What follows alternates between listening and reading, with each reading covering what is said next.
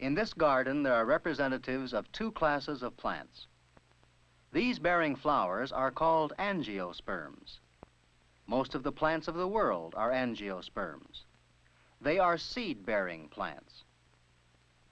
The other kind of plants, represented by this spruce tree, also bear seeds, but in a different manner from the angiosperms. These non-flowering seed plants are the subject of this film. They are called gymnosperms.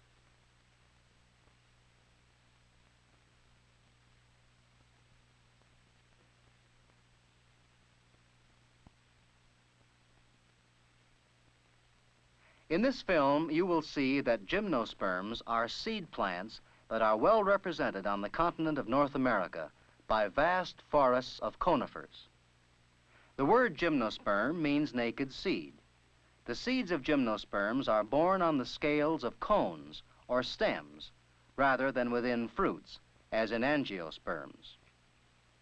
Some of the lesser-known gymnosperms, such as the ginkgo, are cultivated in North America.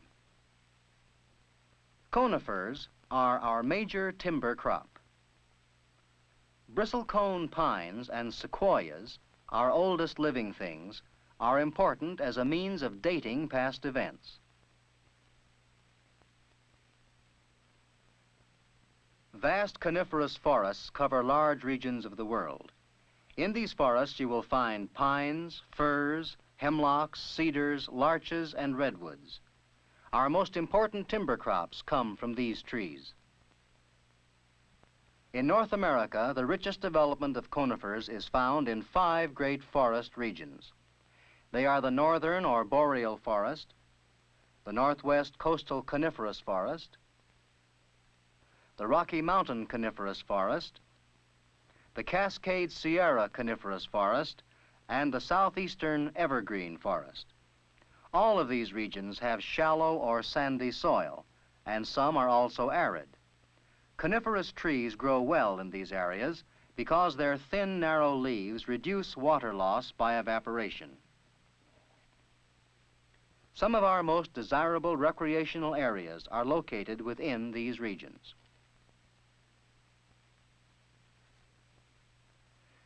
Since pines are the best-known conifers, let's take a closer look at one species. On the branches, you will find 2 kinds of leaves. These small, flat scales are leaves that occur singly on branches. Spur shoots with clusters of needle-like leaves grow in the axils of the scale leaves. The red pine has 2 needle-like leaves growing in the cluster from each axil. Other pine species may have 2, 3, or 5 needle-like leaves. This white pine has 5 leaves in its cluster. Pine trees bear 2 kinds of cones, cones that produce pollen and cones that produce seeds sometime after pollination. Pollen cones usually grow in clusters.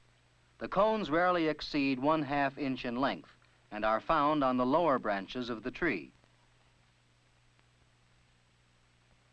In this longitudinal section drawing of a pollen cone, you can see how the cone leaves are attached to the central axis of the cone.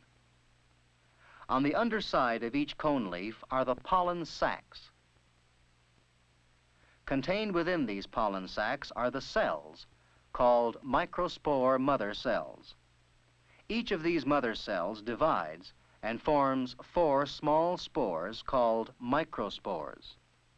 Soon the microspores separate from one another, and the outer walls of each enlarge to form wings.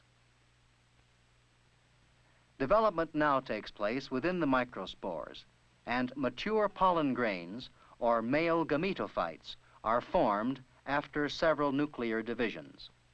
The wing helps to sustain the pollen grain in the air when it is carried away by the wind. These pollen cones are mature. After their pollen is shed, they shrivel and die. In the springtime, you can watch the pollen cones emerging from their buds.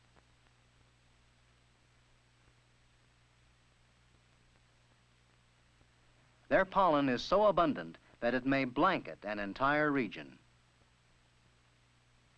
Seed-bearing cones are generally borne high up on the tree. At maturity, a seed cone may be from 1 inch to 2 feet in length. Just as soon as pollen is shed from these pollen cones, these young seed cones will be pollinated. The pollen is wind-blown. The transfer of pollen from pollen cones to seed cones is called pollination. The events taking place within the seed or ovulate cone at the time of pollination cannot be seen by the unaided eye. So let's watch this action in this longitudinal section drawing. The scales of the young seed cone are spread apart. The ovules are on the upper side of each cone scale. These ovules contain the large spores which will develop into female gametophytes. The ovules lie close to the axis of the cone. Wind-blown pollen falls or tumbles to the base of each scale.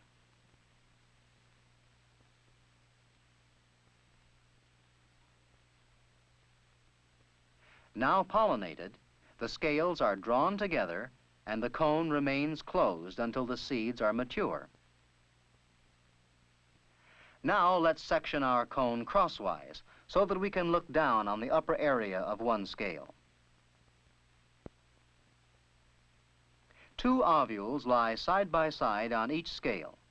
We will watch the fertilization process in one ovule.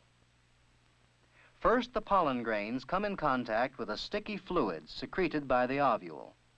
This liquid withdraws, and some of the pollen grains are carried with the liquid to a saucer-shaped depression called the pollen chamber. Now the arms of the ovule close and begin to wither. The pollen grains germinate, and pollen tubes containing the sperms grow and digest their way toward the female gametophyte, which contains the developing eggs. Pollen tubes grow slowly. A sperm nucleus does not reach an egg nucleus until the spring of the year after pollination. When a pollen tube finally makes contact with an egg, it discharges its sperms. One sperm unites with the egg nucleus and fertilization is completed.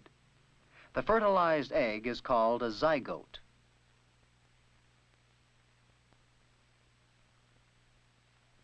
By cell division, the zygote grows into a new organism, and the resulting structure is the pine embryo. These embryos reach full growth during the second spring after pollination, and the seed matures. In this sectioned pine seed, you can see the seed coat, the embryo with its several cotyledons, or seed leaves, and the stored food surrounding the embryo. By time-lapse photography, during the fall of the second year, you can see the pine cones opening and the seeds being exposed. Many of the seeds fall out and are blown away. Some seeds may remain lodged in the cone for several years. These pine seeds that are landing may remain dormant for many years, but some will begin to grow the following spring if conditions for growth are favorable. Now, by time-lapse photography, you can watch a pine seed germinating. Note the several cotyledons, or seed leaves, and the seed coat covering their tops. Now the seed coat falls from the cotyledons, and a new pine tree is on its way toward independent life. Although the reproductive process in the life of pines takes place over a period of 3 years, most of the stages of pollen and seed cone development can be seen on a single tree during a favorable spring. Here are pollen cones, young seed cones, second-year cones, and old seed cones.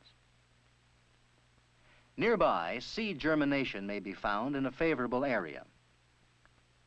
Thus, in pine and other gymnosperms, pollen and seeds are born in cones, and pollination is the transfer of pollen from the pollen cones to the developing seed cones. Now that we know something about pine, Let us look at a few other conifers and lesser-known gymnosperms. Spruce and fir are our favorite Christmas trees. These trees and most other important conifers are evergreen. That is, their leaves persist for more than one season. But not all conifers are evergreen.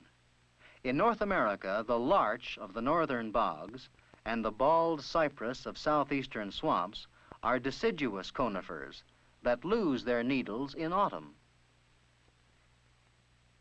An interesting group of more primitive gymnosperms of North America, called cycads, resemble dwarf palms. Cycads flourish in the southern hemisphere, but a number of them have been introduced to North America and are cultivated in greenhouses and out of doors in warm regions like southern California and southern Florida. There are several cycads native to North America, and one is native in southern Florida. It is called zamia. The stem of zamia is a tuberous structure with cones growing on its tip. A single plant produces pollen cones or seed cones, but not both. We can readily see that this plant is a gymnosperm, for here, exposed on the scales of this dissected cone, are the seeds. Another lesser-known gymnosperm is ephedra. It is native to the southwest desert regions of North America. The important drug ephedrine, now manufactured synthetically, was once extracted from this plant. In many parks in the more temperate regions of our continent, you can find the ornamental maidenhair, or ginkgo tree. It, like the zamia, will produce only pollen or seed cones on a single tree. The ginkgo is frequently referred to as a living fossil, for it is the only living representative of a group of ancient gymnosperms. In the ginkgo, the seeds are not borne in cones, but are borne on the ends of short branches. Thus, these odd plants fit the broad classification of gymnosperms. Until 1959, the giant coniferous sequoia trees of California were considered to be the oldest living things on Earth. Some of these trees are known to have lived for over 3,000 years.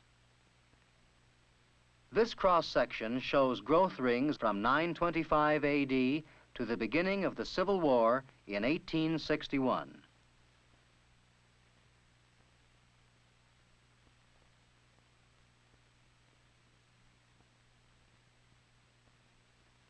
But this grotesque and stubby tree that grows in the White Mountains of California is believed to be the oldest living thing.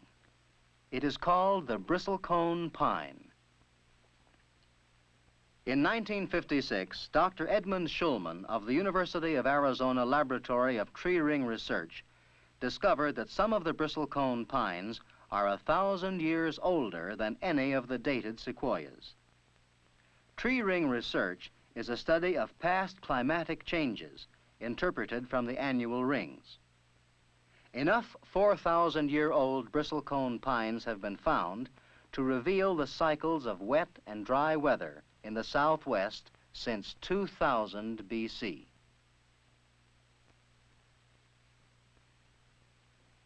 It has also been possible to determine the age of some of our prehistoric Indian dwellings by comparing the pattern of wide and narrow rings in the old bristlecones with corresponding patterns in timbers taken from the ancient Indian dwellings.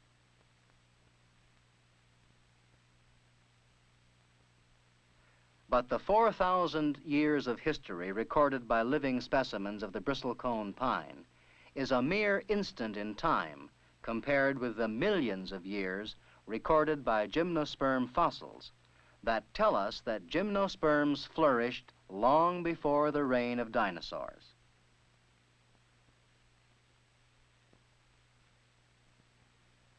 In this film, we have seen the extensive distribution of conifers throughout North America and have observed some of the lesser-known gymnosperms.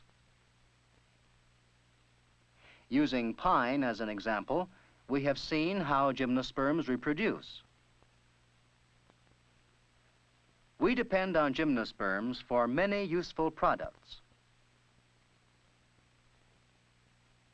For employment and for pleasure. There is still much to be learned about gymnosperms. Only through the continued work of our botanists and geologists, and those who will follow in this work, will we continue to learn more and more about this important and interesting class of plants.